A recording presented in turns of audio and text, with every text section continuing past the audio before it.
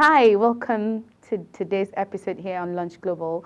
I am Chung Annabelle Joseph, and we know we're still on the season, like it's Ramadan season, even though we're thinking, oh, it's gonna be Salah today, and then voila, it's going to be tomorrow. Well, it has been like a 29, 30 days of fast, and our Muslim friends, brothers, and sisters have really taken this period as a period where it's sacred and lots of prayers and supplications to God, of course, stretching hands of help to everyone they meet around them. And as anyone who has broken a fast will tell, going about it the wrong way can cause stomach upset, making you feel bloated, uncomfortable, and lethargic.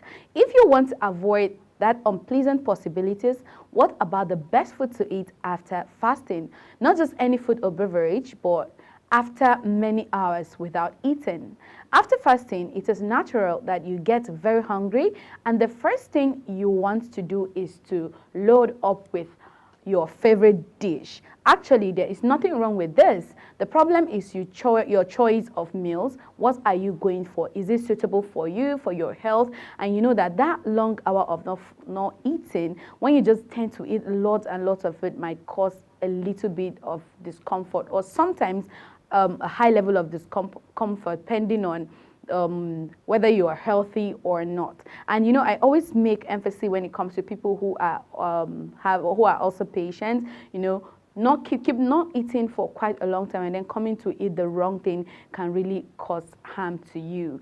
And then sometimes you don't get the best food you want, but then you have to be able to know, okay, what am I eating or what am I not supposed to eat at this period of time? For a long time, humans have been fasting either for religious reasons or simply because they do not have any food. But in recent years, fasting, commonly known as intermittent fasting, has become the latest health and fitness trend. Now, that's entirely different from a religious fasting, like that's the Ramadan fasting, and then the intermittent fasting, because some people want to fast because they want to lose weight, but this period we are fasting because it's the period that you want to just commit to God, because it's like you have other months to run. You have to, we are praying for Nigeria, we're praying for our neighbors, we're praying for our friends, and a lot of things are happening in that realm. Fasting lasts for a particular period of time, after which you have to end the fast by eating. Eating the wrong food after fasting not only negates the benefits of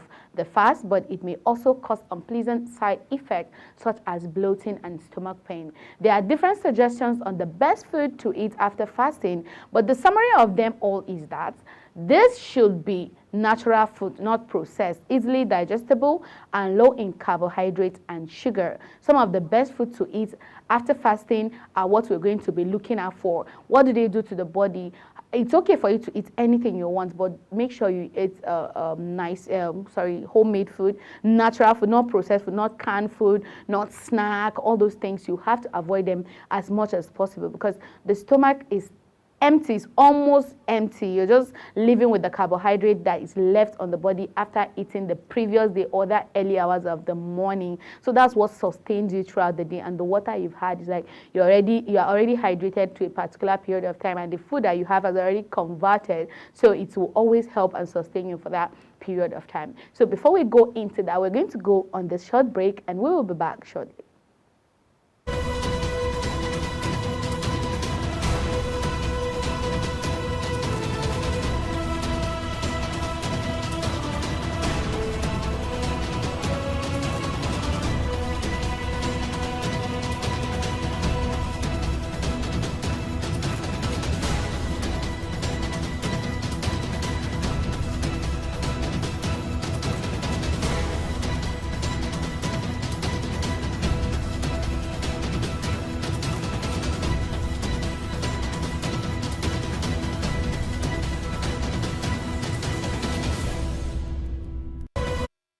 Hello, and you're welcome back from the short break. If you're just catching up with us today on Lunch Global, we're going to be looking at some of the best food you can eat after fast.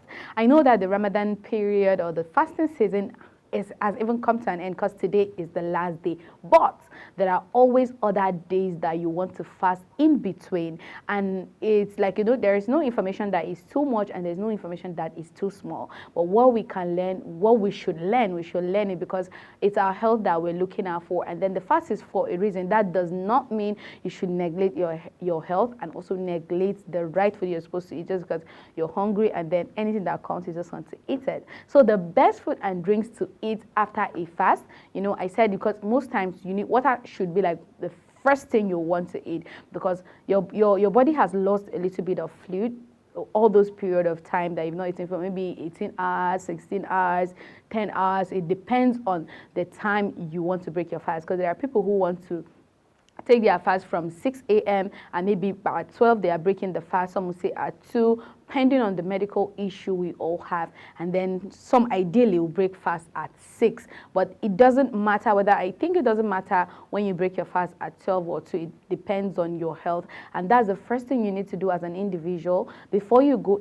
into that, you have to consult your doctor. You check your blood pressure, check your health, go to the hospital. I know most of the time we ignore that. Now, during this fasting period, I think I saw a video that trended online. It just crossed my mind, of a woman who was fasting and then, or who is fasting, because we're still on the period of fast, and then she collapsed. So, and then when she did that, people came to her aid to just help her out, and then they gave her like a drink to take, but she refused to take it because she feels she does not want to break her fast, and she feels like that is wrong to her. But see, it's your health. At the end of the day, I feel these are ignorance. Okay, what if at the end of the day you die? What explanation do you have to go and say? Because I feel like, okay, you just ignored it. It's not like you just fell down and that is it. Yes, you're praying, you're fasting, you're talking to God, and then you wouldn't want to, you didn't want to breach that for any reason. But should you put your life at risk because you're fasting? Now, this is a question that I think we all need to answer. That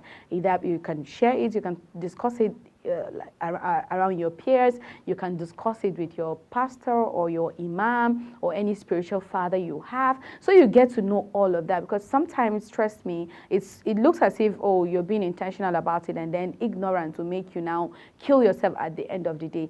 Don't put your health at risk. And that's why I said earlier, before you take a fast and you are not sure of your health, please consult a doctor. And during that period of fasting, if you feel any discomfort or anything, you should also consult a doctor. Don't just keep quiet and be like, oh, it's fasting period, everybody's fast. Yeah, people will judge you, but we're not God. And don't even make it look like the bone of contentment that, okay, people are judging you, so that's the reason why you're going into that. You're not doing it for humans, you're also doing it for God. And the first thing you need to do, trust me, you need to look out for your health. Now, when you're fasting, you need to take fluids like that, like water, drinks, smoothies.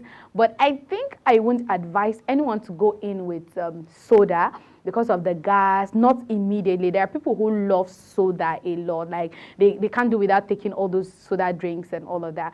But it's not like, I won't say it's bad, but too much of everything is bad. So, situation whereby you're leaving your stomach all empty, the gas shouldn't be the first thing that goes into the stomach. Acidic fruits or vegetables should not be the first thing that goes into your stomach. You can start with water afterwards. You can go in with fruits, like you can make smoothies, you can make juice. Like, I mean, when I mean good smoothies and good fruits that they won't affect your stomach one way or the other. So during your fast, it is advised you drink plenty of water per the British Nutrition Foundation. And as you end your fast, focus on beverages like milk, fruit juice, or blended drinks like smoothies. These drinks tend to be a gentle way of getting your body some nutrition. They contain copper, magnesium, potassium, and fiber without overloading the digestive process.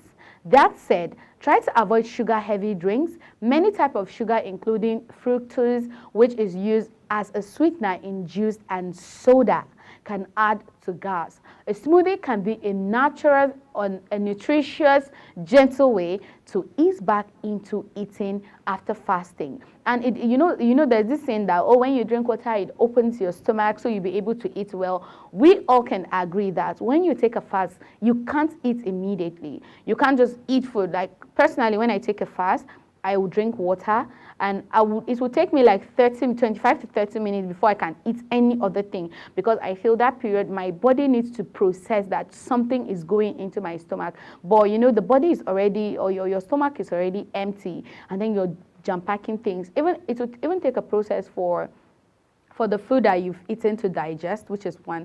And trust me, that can even make you pass out immediately. It can end you in the hospital one way or the other. And sometimes it causes so much unease that it has affected a lot of people. And trust me, I've known someone who had medical concern and took a fast, and at the end of the day, they were like, there was so much to eat, and at the end of the day, it led to the hospital, and after like some days, the person passed away, which is very, very sad. So sometimes it's not just someone who is healthy, naturally you just go like that. No, there are medical issues attached to that. So when you are doing what doing is what doing well. So if you feel it's what doing, then you have to do it well. Please don't be ignorant. And another thing is dried fruit. Now, we all know that for the Ramadan season, when there's fast, there's always dates everywhere. Now, these dates can come in your salads, it can come in your smoothies, you can chew it like that. You know, there's this soft dates that is really nice. It doesn't even feel dry, you know. It's very sweet and nice, and I think dates is also healthy. Let me not say I think, I am sure about it. Now, during Ramadan, dates are often eaten to break the fast. And also, this is also part of the British Nutrition Foundation, along with being traditional. They're a good source of carbohydrate and macronutrients. A single date has 18 grams of carbohydrate, and other dried fruits that provide carbs and fiber, like dried apricots or raisins, are good fast-breaking food as well. So after your water, after your smoothie, and sometimes like sometimes you can just chew your dates. Dates sustains you. I know that a couple of times when growing up, when I'm traveling, I always have dates in my bag because they always sustain. When you eat dates, you don't tend to feel very, very hungry as maybe when you eat maybe vegetables and maybe your fruits. You know, those ones, they digest very fast. But date keeps you very, I think, it keeps you on check. It keeps you intact. There's so much carbohydrate to eat, there's so much fiber to eat, so you have to always try and eat it, which I know that is very, very regular, because most of the time, in fact, sometimes before even drinking water, we eat date, or people eat date, then drink their water. But I would advise that you drink your water first, because your hydration is most important to you. You can eat the dates, and at the process you can get choked. Maybe you can stir, cough, and all of that, which is also no good for your health. So you go in with your water or anything that you need to hydrate yourself, your fruits, your watermelon, your carrot juice, anything at all that you know that it has high concentration of water. But remember, I say you have to avoid sugary drinks. You have to avoid drinks like soda, because they are not good for you. It just end up making the stomach very like bloated, and it makes you very uncomfortable, and you start feeling like it's like I will not be able to take the fast again tomorrow. I'm tired and all of that. Sometimes it's because we don't eat the right food. Next, we'll be looking at soups, and soup are also, you know, they're also like basically watery as well. So there's the protein is there. It depends on the kind of soup you are going in for. So brothy soup and another food that helps to keep you hydrated. And when breaking a fast, look for soups that have protein, like the lentils, beans, meat, or poultry for staying power until your next meal, and carbs like pasta or rice for quick energy. So the soup will also help you. That's why I said it earlier, you shouldn't just go in with your food and just finish everything at the same time. No, it's one step at a time. And if you notice, during fasting period, when the Muslims are breaking their fast, there are varieties of food. So it's not like most of the time like you just want to eat everything at the same time. That's not the idea. The idea is for you to go in with first, go in with second, go in with just a little portion of it. And that's why, you know, I think I was discussing with Sam yesterday, and I was talking about going for a buffet. When you're going for a buffet, the idea is not for you to just eat everything at the same time. No, you can always go in and then go back for more. That's because you are starting with your starter, the main course, and then your desserts. So that is how it's supposed to be, so you don't end up eating so much at the same time, then it will affect your health. Now, there's this question that if you can eat meat during your fasting or not, because most of the time especially when it's fried chicken. I don't know if it's only me that feel that way. But when I'm eating chicken, sometimes it tends to like choke. You have to now drink a lot of water and all of that. But yes, eating meat or any other protein-rich food after fasting is actually recommended. Depending on the length of your fasting, you may want to aim to eat smaller portions. However, you should limit the fatty foods you eat. So lean meat such as skinless chicken and turkey is preferable. This is because you want to maximize the nutrition you take in when you're limiting the time window where you can eat. And this is according to the British Nutritional Foundation. Although our bodies react differently to different foods, it is advised that after fasting, you should avoid food that can make you uncomfortable and spike your blood glucose level. Some of the foods to avoid include the processed foods and foods that are high in sugar and unhealthy fat. Aside from the fact that this junk food leads to bloating and discomfort, as they may be difficult to digest, they also have minimal benefits. Instead, they can increase your blood sugar level. Studies also reveal that processed food that are high in sugar and unhealthy fats can also elevate oxidative stress and inflammation, which are biomarkers that increase the risk of cardiovascular diseases such as diabetes and cancer. Now we'll be looking at lactose are also not advisable for you. So because you really need to probably avoid high lactose dairy products like milk and ice cream immediately after fasting. You know, a lot of people, especially when you say, oh, I've not eaten for a long time and my stomach hurts, ulcer, and they'll tell you take milk or take something milky. Trust me, it doesn't work. Even if it works for you, you get bloated, and that bloating can even worsen the situation. So it's better you go in with your medication or you drink water. You might get, the pain might even persist, and I'm talking out of experience, or it can even get even more severe than the way it was. But just give it a little time, just relax. Keep drinking the water. Give it a little bit of time. Trust me, you will feel that relief. And after that, you can eat your food. It's okay for you to still take your milk and your ice cream, but let it not be immediately. This is because lactose can be difficult for a lot of people to digest, especially after a long fast. Instead, go for low lactose foods such as lactose-free milk and butter to end your fast. Now, low cruciferous vegetables. Eating raw cruciferous vegetables like broccoli and cauliflower to end your fast may actually make you very, very, very uncomfortable. They are high in fiber and racemose, which are equally difficult to digest. As a result, they may end up in the large intestine where they ferment, causing bloating and gas, which can be unpleasant after a fast. And you need to also avoid drinking alcohol or any other soda drink. You know, I keep on making emphasis with soda drink because in as much as we think alcohol are harmful to the system, to the body, especially during fast, because they are very harmful. I don't know how I can explain that, but they are very, very harmful. So you can also avoid soda drinks because they are soda. Any drink that is actually acidic, orange drink, pineapple drink, most of the time they are real ginger drink, something that has lots of garlic and ginger. Even if it's your smoothie, you have to cut out on the level of ginger you use on it, and of course the quantity of the whether lemon or lime or orange you mix with your juice. You have to be very intentional about it. So you have to avoid drinking alcohol immediately after you fast, especially if your aim of fasting is to lose weight, or even if it's religious, because I don't see any reason why I'll be fasting religiously, I'm praying and I'm drinking alcohol. What for? It is not advisable. It is not good. So I do not recommend that for any other person, whether you're doing it to lose weight or you're doing it for any other reason. I feel it is not good for you. In fact, especially when it's a religious fasting, it's like it just scatters the aim of the fast. Where I don't know, but that's my take on that. Drinks that are high in also sugar content. Drink loaded with sugar, soda, sweetened iced tea, and store-bought fruit juice can spike your blood glucose as well. So according to International Foundation of Gastrointestinal Disorder, fizzy and carbonated drink can also cause gas. And I said it earlier, you know, I keep on making emphasis on this because I have experienced them and I do not want you to experience them.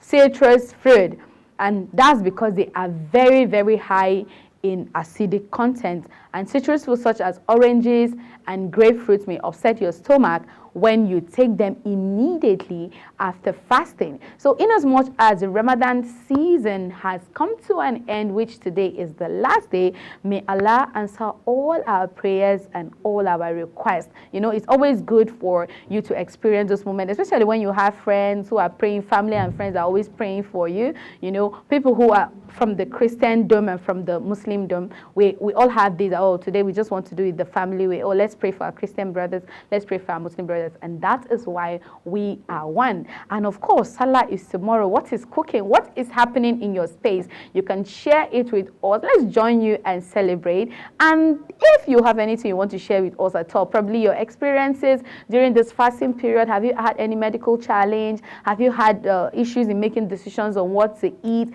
Trust me, Lunch Global is always here for you, because we have so much more to share with you. So if you have anything at all you want to share with us, you can send it to us on all our social media platforms, and we will be excited to share your story with the world. Thank you for joining me on Lunch Global today. Hope you had fun today. I am still Chunk and Amel Joseph, and I will be putting a stop here today, and we continue tomorrow. Ramadan Kareem to all our Muslim friends. Enjoy the rest of your day.